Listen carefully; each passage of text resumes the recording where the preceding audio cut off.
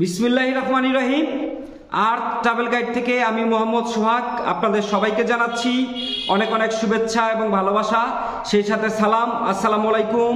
তো বেসিক্যালি আজকে আমি আপনাদের সঙ্গে আলোচনা করব আপনারা যারা ভারতে মেডিকেল ভিসার জন্য আবেদন করেছেন কিন্তু এখন পর্যন্ত স্লট পাচ্ছেন না, এবং অনেকেই আবেদন করেছেন দালাল এবং এজেন্সির মাধ্যমে, দিনের পর দিন আপনারা তাদের পিছনে ঘুরতেছেন কিন্তু এখন পর্যন্ত স্লট পাচ্ছেন না।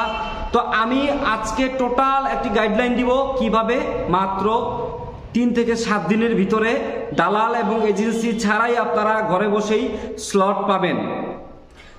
যদি আপনারা ইতিপূর্বে আবেদন করে থাকেন কিন্তু এখনো স্লট পাননি, তাদের ক্ষেত্রেও আমি কিছু গুরুত্বপূর্ণ সমাধান দিব, এবং আমার ভিডিওর শেষ পর্যন্ত আপনারা সবাই সঙ্গে থাকবেন। কেননা ভিডিওর শেষ পর্যন্ত যদি সবাই টোটাল বিষয়টা বুঝতে পারেন সেক্ষেত্রে আপনারা মাত্র 3 থেকে 7 দিনের ভিতরেই আপনারা ভারতীয় মেডিকেল ভিসা স্লট পাবেন। আমি যে গাইডলাইন দিব শুরু থেকে শেষ পর্যন্ত, আশা করি আপনাদের স্লট পেতে কোনো সমস্যার সম্মুখীন হবে না। কেননা দালাল এবং এজেন্সিরা সঠিক কোনো তথ্য বা ইনফরমেশন আপনাদের দিবে না।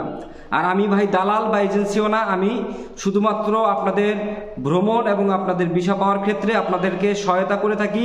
আপনাদের যদি কোনো প্রশ্ন থেকে থাকে আমাদেরকে অবশ্যই কমেন্টসের মাধ্যমে জানাবেন, আপনাদেরকে আমি সর্বোচ্চ চেষ্টা করব সঠিক তথ্য এবং পরামর্শ দিয়ে আপনাদের ভিসা পাওয়ার ক্ষেত্রে আপনাদেরকে সহায়তা করার জন্য। তো কথা না বাড়িয়ে এখন আমি মূল আলোচনায় আসি। সর্বপ্রথম যেটি আপনাদের করতে হবে, আপনার প্রপার ডকুমেন্টসগুলো আগে সংগ্রহ করতে হবে। এখন প্রপার ডকুমেন্টসগুলো কি? আপনার ভ্যালিড একটি পাসপোর্ট থাকতে হবে, 2 কপি পাসপোর্ট সাইজের ছবি থাকতে হবে, এবং ভারত থেকে যে ইনভাইটেশন লেটার মানে অ্যাপয়েন্টমেন্ট লেটার সুনামধন্য কোনো মেডিকেলের, সেটি সংগ্রহ করতে হবে। আপনার বর্তমান ঠিকানা সেটি আপনাকে প্রমাণ করতে হবে। এর জন্য আপনার ইউটিলিটি বিল হতে পারে, গ্যাস বিল, বিদ্যুৎ বিল বা ওয়াসার বিল হতে পারে। তারপর হচ্ছে আপনার আর্থিক সচ্ছলতা আপনার দেখাতে হবে। তার জন্য আপনার যদি আপনি ব্যবসায়ী হন সেক্ষেত্রে আপনার ব্যবসায়িক অ্যাকাউন্টে সর্বশেষ 6 মাসের লেনদেন। আপনি যদি চাকরিজীবী হন সেক্ষেত্রে আপনার সর্বশেষ 6 মাসে যে স্টেটমেন্ট আসছে চাকরি স্যালারি অ্যাকাউন্টে সেটি দেখাতে হবে। সাথে অবশ্যই আপনার ব্যাংক সলভেন্সি দেখাতে হবে।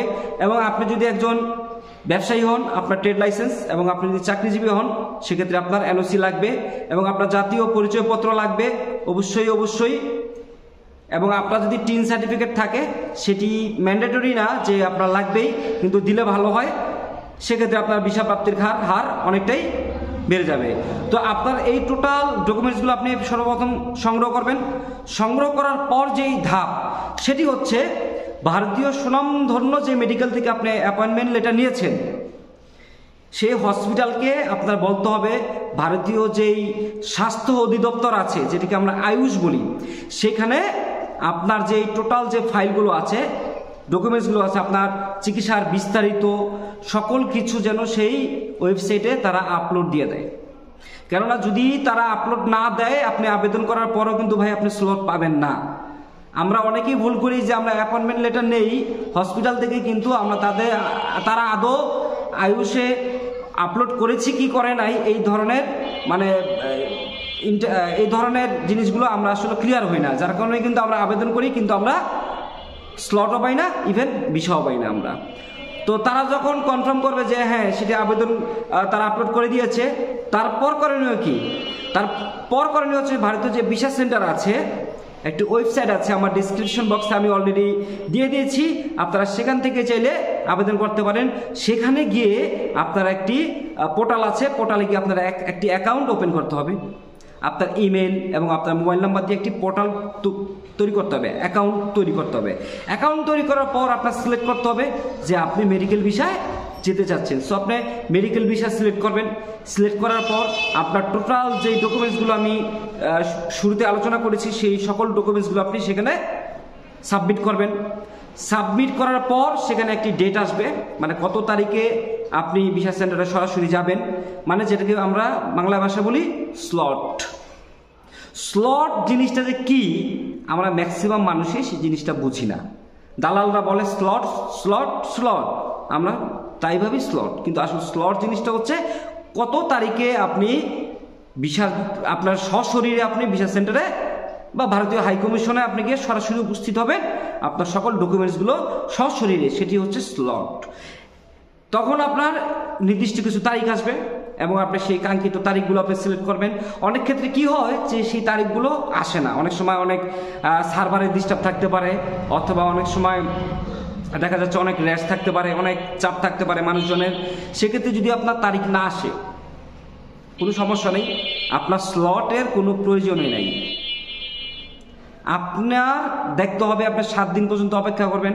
7 দিনের ভিতরে যদি আপনি কোনো স্লট না পান, সেক্ষেত্রে আমি পূর্বে যে আলোচনা করেছি যে প্রপার যে ডকুমেন্টসগুলো, সেই ডকুমেন্টসগুলো আপনার সংগ্রহ করে আপনি ভারতীয় যে ভিসা সেন্টার আছে, যমুনা ফিউচার পার্ক অথবা আপনাদের সিলেটও আছে, রাজশাহীতেও আছে, যার যে যেখান থেকে আবেদন করেছেন সেখানের 1 নম্বর গেটে আপনারা সরাসরি যাবেন।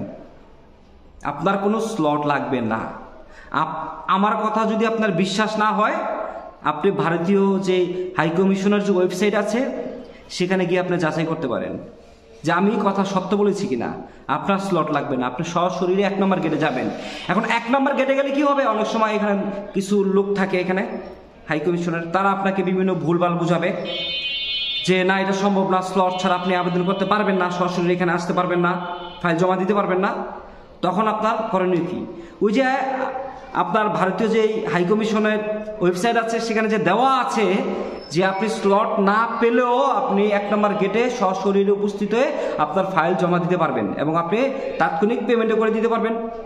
পেমেন্টটা যদিও আমরা যখন আবেদন করব তখনই আপনার পেমেন্ট করতে হবে, স্লট পাওয়ার আগেই, ঠিক আছে? তো তাদেরকে প্রুফ দেখাতে হবে, তখন গিয়ে আপনার ফাইল জমা নেবে। কেননা আমরা অনেকেই জানি না, এর জন্যই আসলে আমরা স্লটের জন্য বিভিন্ন দালাল এবং এজেন্সির কাছে হাজার হাজার টাকা দিয়েও আমরা দিন শেষে প্রতারিত হই। যখন আপনি তাদেরকে দেখাবেন তারা বাধ্য হবে এবং আপনি সেখানে যাবেন, গিয়ে আপনার প্রপার ডকুমেন্টসগুলো যদি আপনার সাথে থাকে এবং আপনার অবশ্যই মাথায় রাখতে হবে যদি আপনার মেডিকেল বিষয় সাথে যেন আপনার একজন অ্যাটেন্ডেন্স থাকে।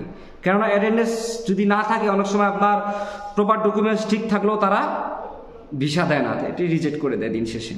মানে 10% পসিবিলিটি আছে ভিসা পাওয়ার, 90% পসিবিলিটি আপনি ভিসা পাবেন না।